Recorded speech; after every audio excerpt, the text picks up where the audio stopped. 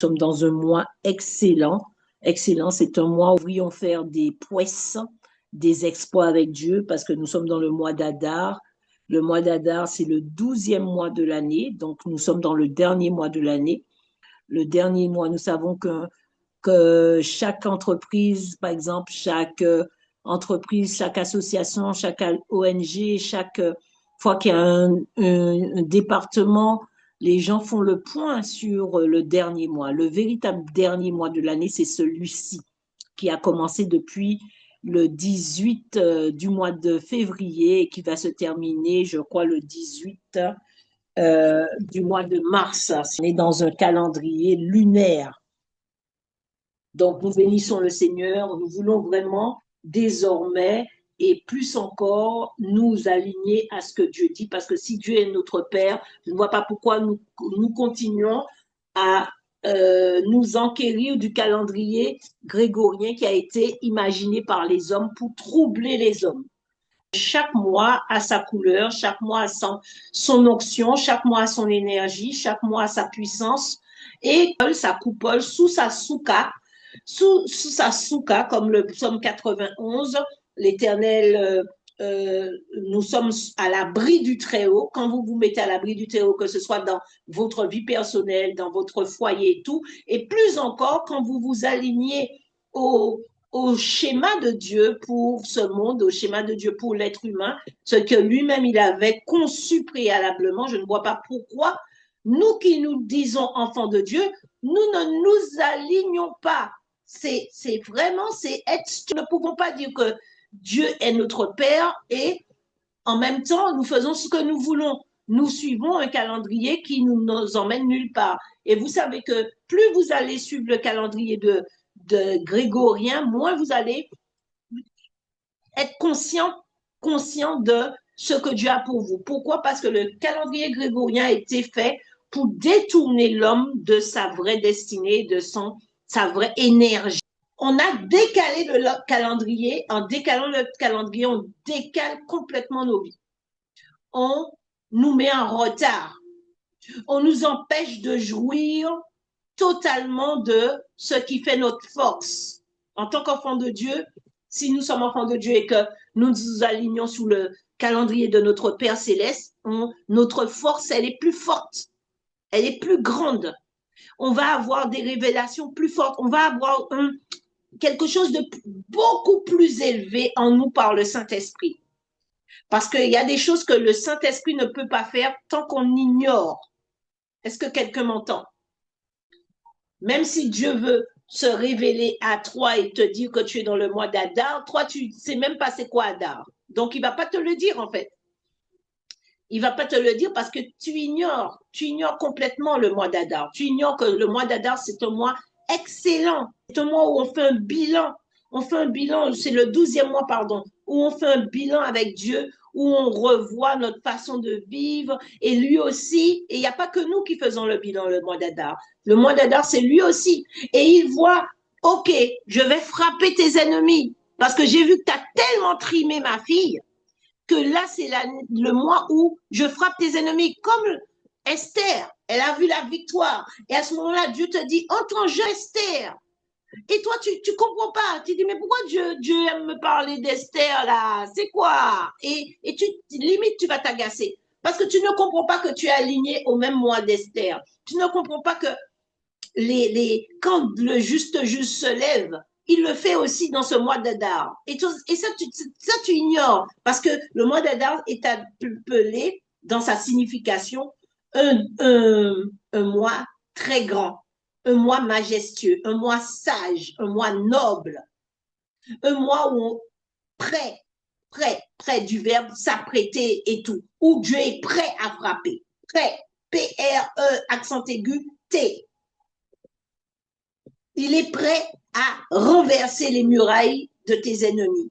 Il est prêt à te donner la victoire. Il est prêt à te faire entrer dans ta gloire. Il est prêt à te faire entrer dans les choses qui ont été préparées d'avance pour toi afin que tu les pratiques. Mais qu'est-ce que toi tu fais?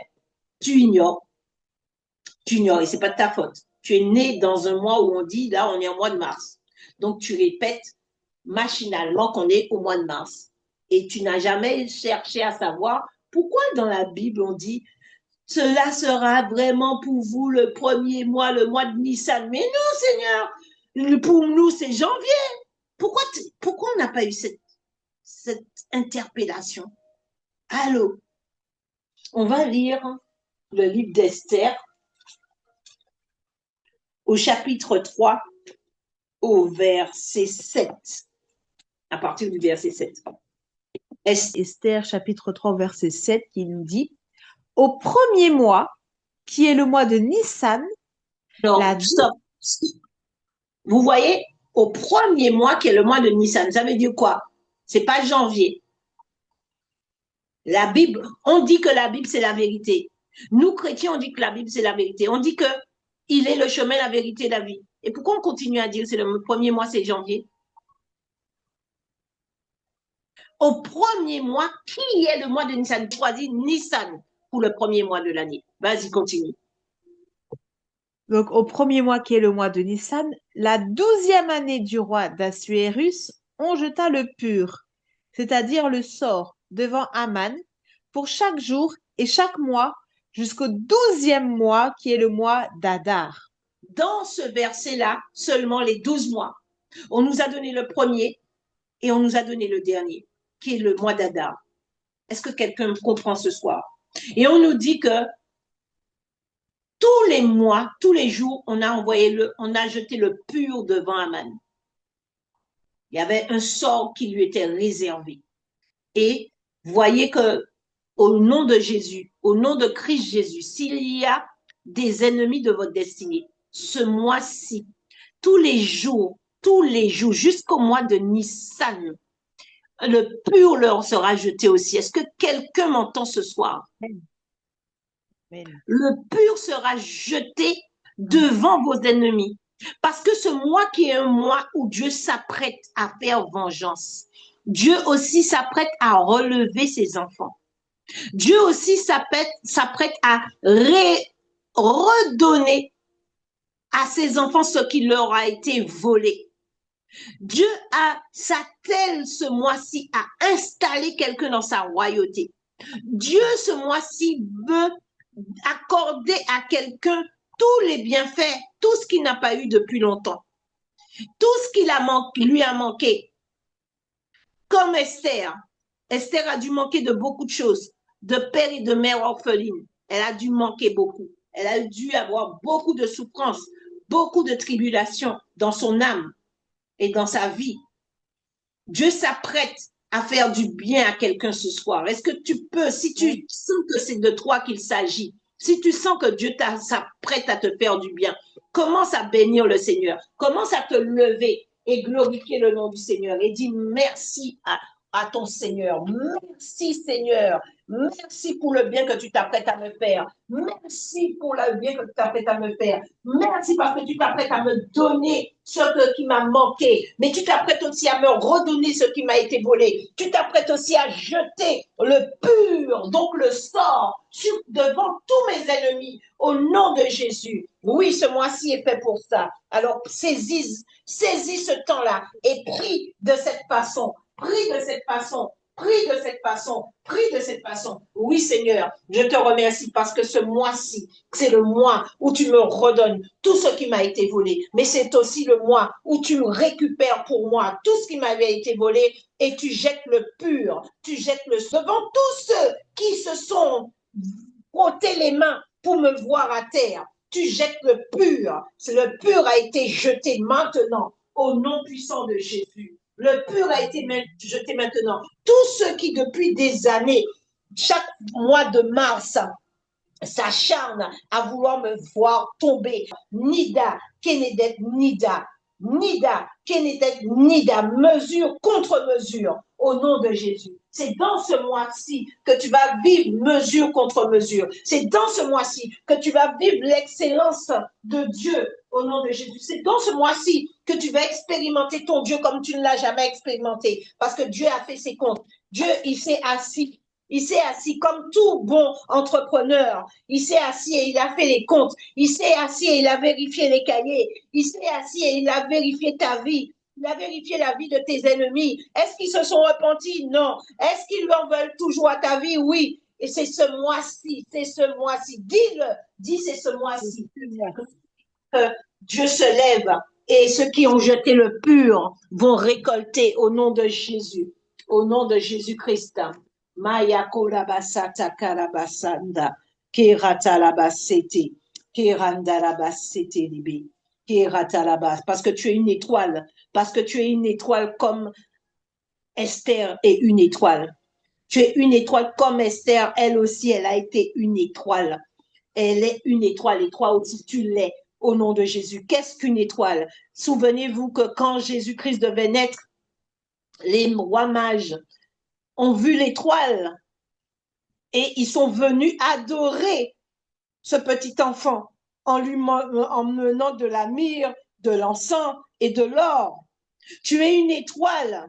Tu es une étoile. Toi aussi, le Seigneur va emmener vers toi tout ce qui t'a manqué. L'or qui t'a manqué, tu as eu déjà la myrrhe, tu as eu déjà l'encens par tes situations, par les événements de ta vie, par les complications de ta vie. Maintenant, l'or manquait à ceux qui devaient être donnés. L'or qui t'avait été usurpé depuis très longtemps va t'être redonné. L'or dans ton foyer, l'or dans ta famille, l'or dans toutes les dimensions. L'or n'est pas seulement le matériau, pardon. L'or, c'est aussi une grande dimension de lumière, de révélation. Au début, tu étais comme Adassa. Tu étais une Adassa. Tu étais une Adassa. Tu étais quelconque. Qu'est-ce que l'Adassa? Est-ce que quelqu'un sait qu'est-ce qu'un Adassa? L'Adassa, c'est un arbuste que j'utilise, même moi, je l'utilise dans ma cuisine.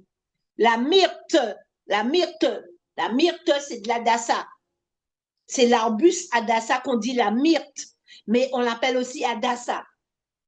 C'est ce petit arbuste qui pousse dans le désert et qui est un élément pour la cuisine. Isaïe 55, je crois, verset 13. De l'épine s'élèvera le cyprès. Au lieu de la ronce croîtra le myrte. Et ce sera pour l'Éternel une gloire, un monument perpétuel impérissable. Amen. Vous voyez, Dieu met l'équivalent de deux choses. Il te dit que tu n'auras pas de l'épine, tu auras le cyprès.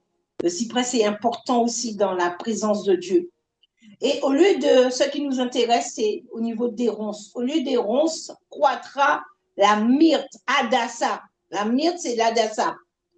Et ça fera, c'est quoi? Ça sert à quoi tout ça? Ça sert à quoi? C'est que ta vie, au lieu qu'elle soit effacée, qu'elle soit des ronces, c'est des épines. Ça blesse, ça pique, ça fait mal, ça. Tu hurles, tu en as marre de vivre une vie où toujours des épines, toujours des situations compliquées, toujours des tribulations. Tu es obligé d'enlever les épines qui sont rentrées sous tes pieds. Hein, c'est imagé, hein? Et sous tes pieds, l'une après l'autre. Parce que en fait, ça fait mal, et ça saigne, et tes pieds saignent, etc. Là, Dieu te dit, au lieu de la ronce, croîtra le myrte. Le myrte, c'est l'arbuisseau, là. L'arbuisseau qui peut vivre dans le désert, mais que Dieu ne laisse pas vivre dans le désert. Que Dieu ne laissera pas vivre dans le désert. Il ne te laissera pas dans le désert. Il ne te laissera pas au milieu des ronces. Puis, pourquoi? Parce qu'il t'a dit, et ce sera pour l'Éternel une gloire, un monument perpétuel, impérissable. Et c'est pour ça, tu vois, la vie d'Adassa se transforme. Elle n'est plus Adassa, elle devient l'étoile, elle devient Esther, l'étoile, parce que Esther veut dire l'étoile. Elle quitte la dimension de désert, elle quitte la dimension de ronce, elle quitte la dimension terrible de souffrance pour entrer dans cette dimension où elle devient Esther, l'étoile, comme toi et moi. Tu n'étais rien hier, tu n'étais rien, tu étais dans le monde, tu pensais être quelqu'un, mais tu n'étais rien. Sans Dieu, sans Christ, tu n'es rien. Et tu deviens une étoile parce qu'une étoile est née, parce que tu es né d'en haut. Tu es né d'en haut, donc tu es une étoile. Tu n'es pas né d'en bas, tu es né d'en haut. Tu es né tu es une nouvelle créature, une nouvelle création, pas faite de main d'homme, mais faite de Dieu. C'est pas parce que tu es né d'un père bizarre, d'une mère bizarre que tu vaux rien. Non, tu as une valeur sûre. Tu as une valeur sûre. Tu es une étoile. Et tu quittes la dimension de ronce, tu quittes la dimension d'épine, tu quittes la dimension du désert.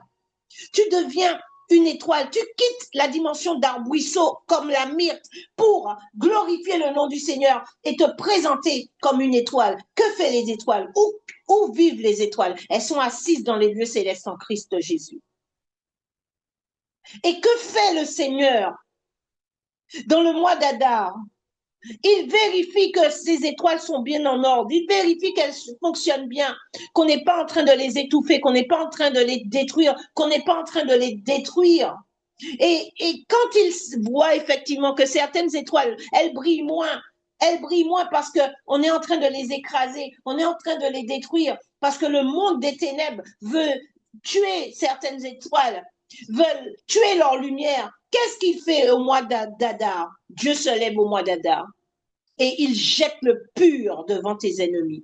Est-ce que tu peux te lever et crier devant la face de Dieu qui est en train de prendre ta défense, qui est en train de s'occuper de tes affaires? Toi, tu ne sais rien, mais lui, il sait que c'est son moi où il se lève, où tes ennemis vont tomber, où vont être détruits, comme les Juifs ont reçu la victoire dans ce mois d'Adar, tu recevras aussi ta victoire dans le mois d'Adar. Est-ce que tu peux te lever? Lève-toi de là où tu es et crie un bon coup. Crie, j'ai pas dit prier, je n'ai pas dit chanter, j'ai dit crier. Crie un bon coup. Dieu s'occupe de moi. Alléluia, alléluia. Alléluia. Est-ce que tu peux glorifier le nom du Seigneur? Est-ce que tu peux magnifier son nom? Parce que dans ce mois d'Adar, moi redoutable, moi majestueux, le mois de la noblesse, de la sagesse, le mois glorieux, le mois où Dieu t'attendait, le mois où Dieu m'attendait, le grand Dieu où il craignait que tu te laisses aller et que le diable n'ait le dernier mot. Mais tu es arrivé jusqu'au mois d'Adar, comme toi et moi. Nous sommes au mois d'Adar. Donc, sache que ce mois d'Adar, le pur a été jeté devant tes ennemis. Et c'est pour cela que ceux qui se sont levés et ont construit un calendrier autre que ce calendrier-là, ils savaient. Ils savaient que si tu connais tes doigts, dans le mois d'Adar, tu vas te lever afin que le pur soit jeté sur tes ennemis. Il savait que dans ce mois d'Adar, tu vas regarder à ta vie et tu vas te réjouir, tu vas faire comme les Juifs, tu vas décréter un jour de joie, un jour de victoire et tu vas danser, chanter comme eux et tu vas même rentrer dans une fête de Pourim à ton niveau. Et non, le diable a fait le contraire. Comme tu ne sais pas, tu as juste célébré la fête des amoureux en février et puis finalement, tu ne sais rien du tout de ce qui se passe dans le monde spirituel. Donc, tu ne peux même pas t'aligner et prier. Tu ne fais rien du tout de tout ça parce que tu ignores. Tu ignores que dans ce mois-là, tu as une grande victoire. Il y a une victoire qui est déjà écrite.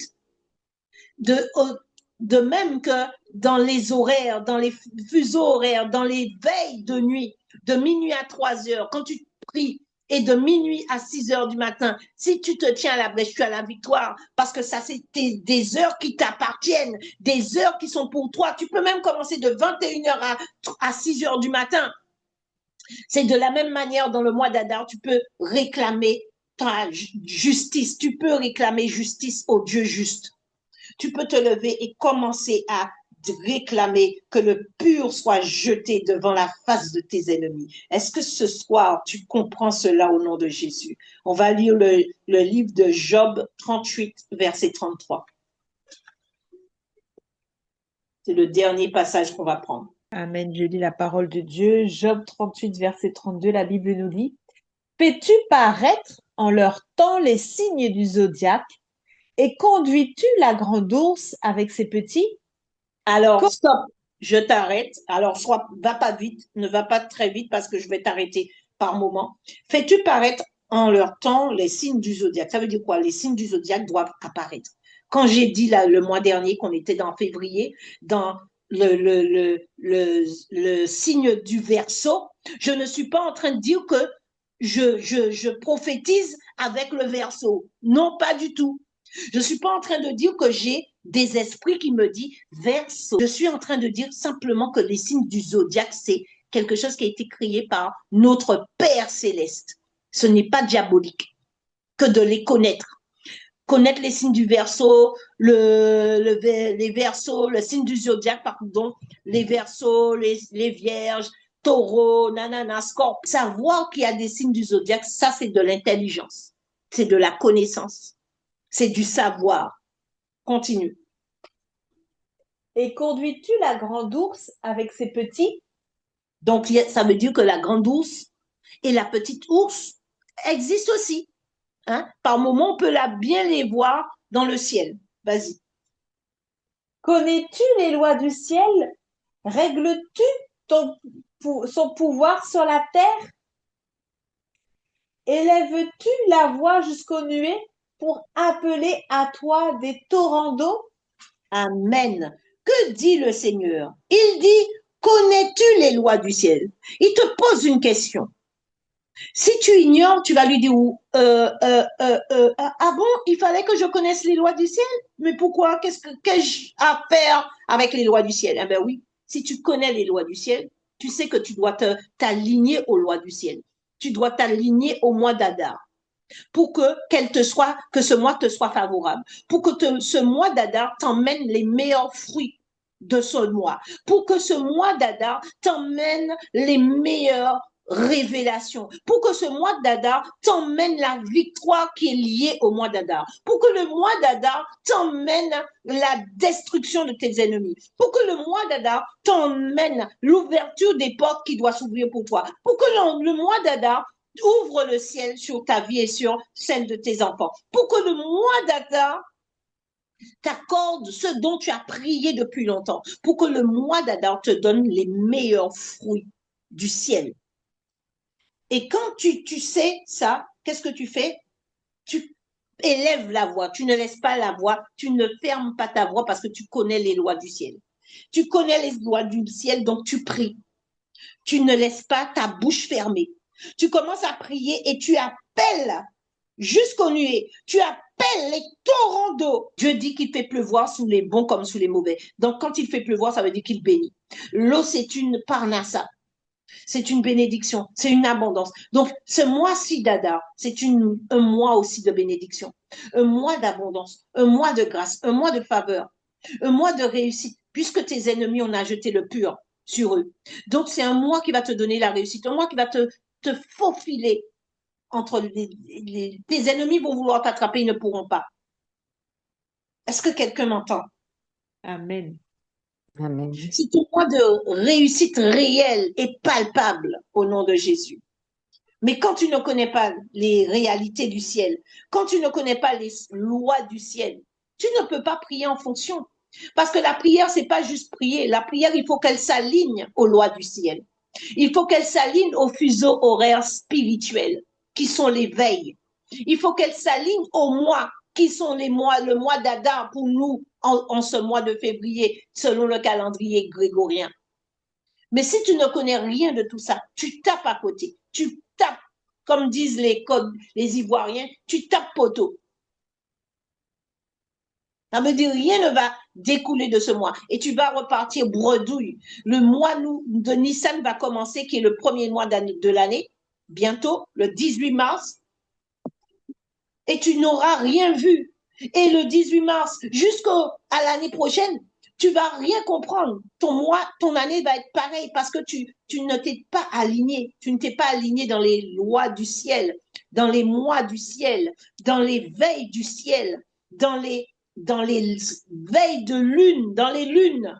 Tu ne t'es pas aligné aux lunes pour venir prier, pour te rassembler et pour prier ton Dieu. Tu n'étais pas aligné au temps de Shabbat, qui est des temps de repos. Donc, tu n'as pas été visité par le ciel et le ciel ne te visite pas et le ciel ne te connaît pas. Même si tu es né d'en haut, tu es né le Seigneur te connaît, mais l'atmosphère ne te connaît pas. Le monde terrestre, le monde céleste ne te connaît pas parce que tu ne t'alignes pas, parce que tu ne vis pas en fonction de ces choses. Il est temps que nous puissions changer de façon de vivre. Que cette année soit pour nous une nouvelle année. Une nouvelle année au ministère Elecnos, une nouvelle année dans nos vies personnelles, une nouvelle année dans celle de nos enfants.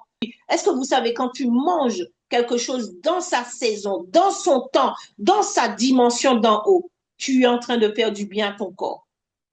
Même sans médicaments, tu es en train de te guérir. C'est une nouvelle année pour nous. Une nouvelle année pour le ministère Elecnos. On va rentrer dans ces dimensions-là. Est-ce que quelqu'un a été béni ce soir? Est-ce que quelqu'un